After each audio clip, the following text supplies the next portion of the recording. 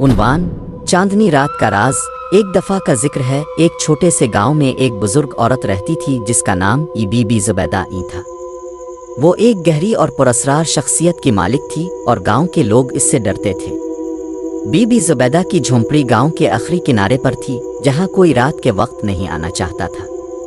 वो अक्सर रात के वक्त गांव की गलियों में आती, लेकिन जब चांदनी रात आती तो उसकी आवाज़ किसी भी दरख्त की सरसराहट से बुलंद होती और उसकी आवाज़ में एक पुरस्कार नौयत का राज छुपा हुआ होता। एक दिन गांव में एक नौजवान लड़की आई जिसका नाम फातिमा था। फातिमा को गांव के लोगों ने बीबी ज़ुबैदा के बारे में बहुत कुछ सुना था। एक दिन फातिमा ने फैसला किया कि वो बीबी ज़ुबैदा से मुलाकात करेगी ताकि इसके बारे में खुद जान सके। एक चांदनी रात फातिमा बीबी ज़ुबैदा की झोंपड़ी के करीब पहुंची। इसके कदमों में कुछ हिचकिचाहट थी, लेकिन इसके दिल में ये तजस्सुस था कि बीबी ज़ुबैदा के राज क्या है। जैसे ही वो दरवाजे तक पहुंची, अंदर से एक मध्यम सी आवाज़ आई, आओ फातिमा, तुमने सही फैसला किया। फातिमा ने दरवाज़ा खोला और अंदर दाखिल हुई। बीबी ज़ुबैदा ने इसे अंदर आकर बैठने को कहा। फातिमा ने जैसे ही बीबी ज़ुबैदा के चेहरे को देखा, इसके दिल में खौफ की लहर दौड़ गई। इसकी आंखों में एक अजीब सी चमक थी और उसका चेहरा ऐसा लग रहा था जैसे इसमें कोई गम आराज छुपा हुआ हो। बीबी ज़ुबैदा, अब क्या जानती हैं इस गांव के बारे में? आप यहाँ क्यों रहती हैं? फातिमा ने खौफ के बावजूद सवाल किया। बीबी ज़ुबैदा मुस्कुराई और कहा, फातिमा, तुम्हारी आंखों में सवालात हैं, लेकिन तुम्हें उनका जवाब अभी नहीं मिलेगा। मैं तुम्हें एक कहानी सुनाऊंगी जो तुम्हें अपनी ज़िंदगी भर याद रहेगी। फिर बीबी ज़ुबैदा ने अपनी कहानी शुरू की। ये गांव पहले एक बहुत बड़ा और खुशहाल शहर हुआ करता था। यहाँ के लोग खुश थे, लेकिन एक दिन एक अजीब वाक़या हुआ। एक रात एक लड़की जो गांव की सबसे खूबसूरत लड़की थी, एक पुरस्कार दरख्त के नीचे मुर्दा पाई गई। इसके जिस्म पर एक अजीब किस्म का निशान था, जैसे किसी ने इस पर जादू किया हो। इसके बाद गांव में अजीब सी आवाज़ें आना शुरू हो गईं और रात की तारीकी में लोग गायब होने लगे। बीबी ज़ुबैदा की आवाज़ में गहरा दर्द और खौफ था और फातिमा ने महसूस किया कि वो खौफ के आलम में सुर्ख हो रहा। तुम्हें पता है फातिमा, वो लड़की दरअसल मेरी बेटी थी और वो जादू की दुनिया में खो गई थी। मैंने इसे बचाने की कोशिश की, मगर इस दिन के बाद गांव की तकदीर बदल गई। अब हर चांदनी रात वो लड़की मेरी बेटी मेरे साथ आती है और मैं इसे नहीं रोक सकती। बीबी ज़ुबैदा की बातों ने फातिमा को हिलाकर रख दिया। वो महसूस करने लगी कि गांव के लोग जो रात के वक्त इस इलाके से दूर भागते हैं, वो कुछ न कुछ जानते हैं जो वो फातिमा को नहीं बताते। इसी दौरान चांद की रोशनी मज़ीद तेज़ हुई और बीबी ज़ुबैदा की आंखों में एक खून जमाने वाली चमक आ गई।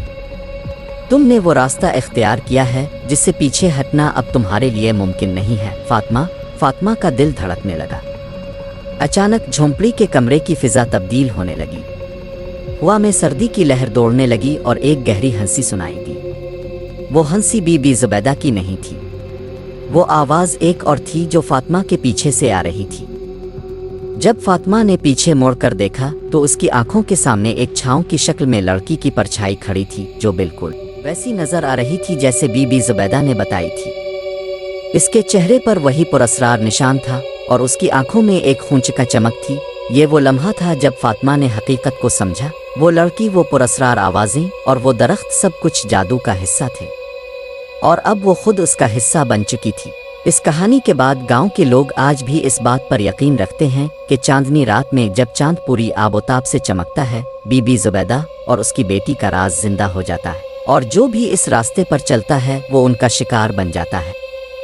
ये कहानी आपके दिमाग में एक गहरा सवाल छोड़ जाती है, क्या आप कभी चांदनी रात में इस गांव के करीब जाना चाहेंगे? ये कहानी एक छोटे से गांव की है जो शहर से दूर एक गहरी वादी में वाक़ था। गांव के लोग अपनी मामूल की ज़िंदगी गुजार रहे थे, लेकिन वो कभी भी रात के वक्त अपने घरों से बाहर नहीं निकलते थे। गांव के बुजुर्गों के मुताबिक गांव के करीब एक पुराना खाली और सिया कला था जिसे घोस्ट कला कहा जाता था। कहा जाता था कि वो कला कभी किसी बादशाह का था, मगर अब वो वीरान पड़ा था और वहाँ कुछ ऐसा था जो गांव के लोग कभी भी नहीं देखना चाहते थे। एक दिन गांव में एक नौजवान लड़का सलीम आया जो शहर से था। वो अपनी तहकीक के लिए इस गांव में आया था क्योंकि इसने सुना था कि यहाँ कुछ पुरस्कार वाक़यात हो रहे हैं। सलीम एक मेहनती और जुर्रतमंदाना लड़का था اس لیے اس نے طے کیا کہ وہ اس گھوسٹ قلعہ کی حقیقت کو جاننے کے لیے وہاں جائے گا۔ رات کا وقت آیا اور سلیم نے اپنے سامان میں ایک لائٹر، کیمرہ اور کچھ کھانا رکھا اور قلعہ کی طرف روانہ ہو گیا۔ قلعہ گاؤں سے بہت دور تھا اور راستہ بھی نہایت سنسان تھا۔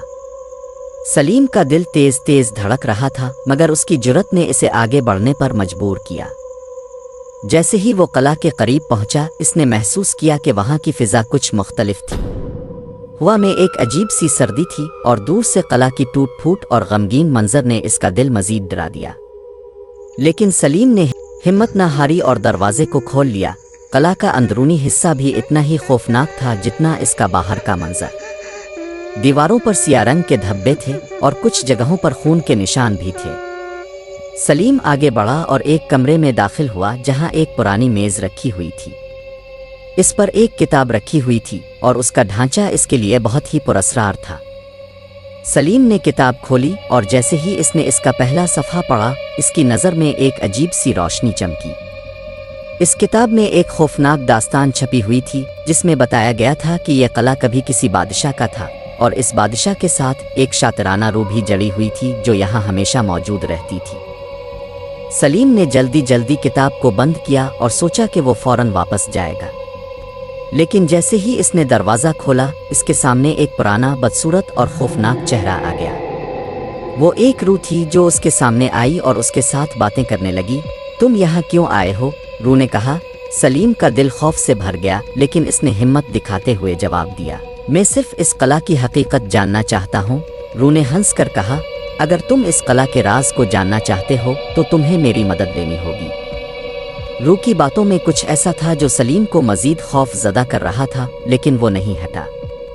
اس کے بعد وہ روح سلیم کو اس قلعہ کے مختلف حصوں میں لے گئی اور وہاں کی خوفناک حقیقتیں دکھانے لگی۔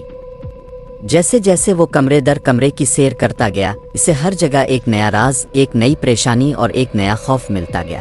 آخرکار وہ ایک کمرے میں پہنچا جہاں ایک پرانا دروازہ تھا جس کے پیچھے کچھ خوفناک تھا۔ روح نے سلیم کو کہا، اس دروازے کو کھولو اور تم جو کچھ بھی دیکھو گے وہ تمہاری تقدیر کا حصہ ہوگا۔ سلیم نے جب دروازہ کھولا تو اندر ایک کالا دھواں نکلا اور پھر اچانک وہ دھواں اس کے اندر داخل ہو گیا۔